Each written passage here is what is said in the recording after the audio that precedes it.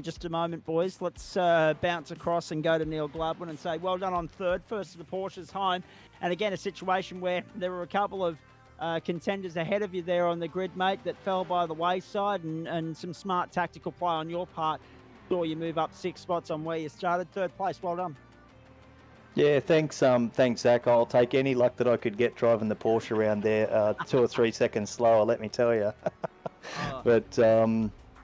But yeah, I was probably lucky. I had my teammates, so I was trying to squeeze in between a couple of Ferraris for a few laps there to try to get a bit of a tow. But then Ryan and Steve took each other out and bounced off a curve, so that was a bit of fun.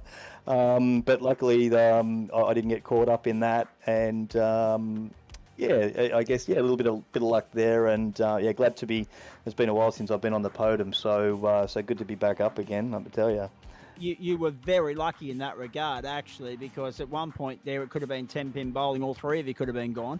A clean bowled strike sort of scenario. But that was a bizarre sort of incident, wasn't it? Yeah, I think one of them bounced off the curb or something like that. It was just pure accident. So did it, yeah. Daniel Ricciardo?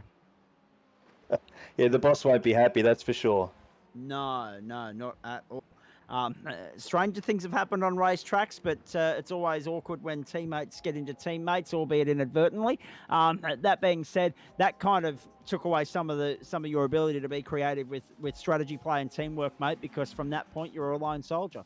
Well, yeah, it was just what you guys were saying there before. Like I kind of couldn't back off and try to conserve fuel because I was a few seconds slower. So I figured I just had to keep punching on and just just get consistency, and that's really that was the main thing. But I think like having we're using the digital race engineer. It's like one of our new sponsors, and the race engineer side of things really played a big part in that fuel. Just giving me the heads up on everything that was going through there as well. It was really great.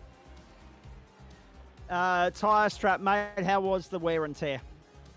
I didn't have too much problem with the tyres. I only replaced the fronts on the second, but then literally I saw that it's a pretty easy track. It was pretty cool, so I didn't change any but the front two on the second pit stop. That was it.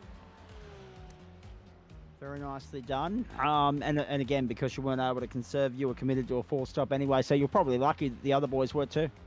Yeah, I think, and I think with the Porsche too, I was kind of, if you're watching there, like the Ferraris would kind of catch me up on the straight, but I was fortunately had them a bit quicker through the Porsche curves and stuff like that, and Corvette curves. So it was kind of like a little bit of backwards and forwards, give and take, but held them off in the end. So I was happy with that. Very nicely done. Now, obviously, 3 rounds left, horsepower heavy circuits as well. You'd be worried about that, given that this is also a horsepower heavy circuit and you're a little bit off the pace tonight. Phillip Island, Road America, and in between Bathurst, your thoughts?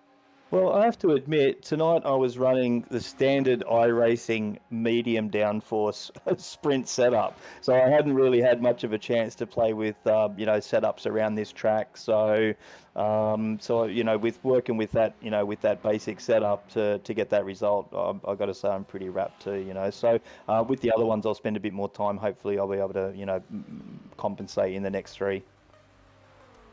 All right, very nicely done. Stay with me there, guys. I'm going to come back to you in a moment.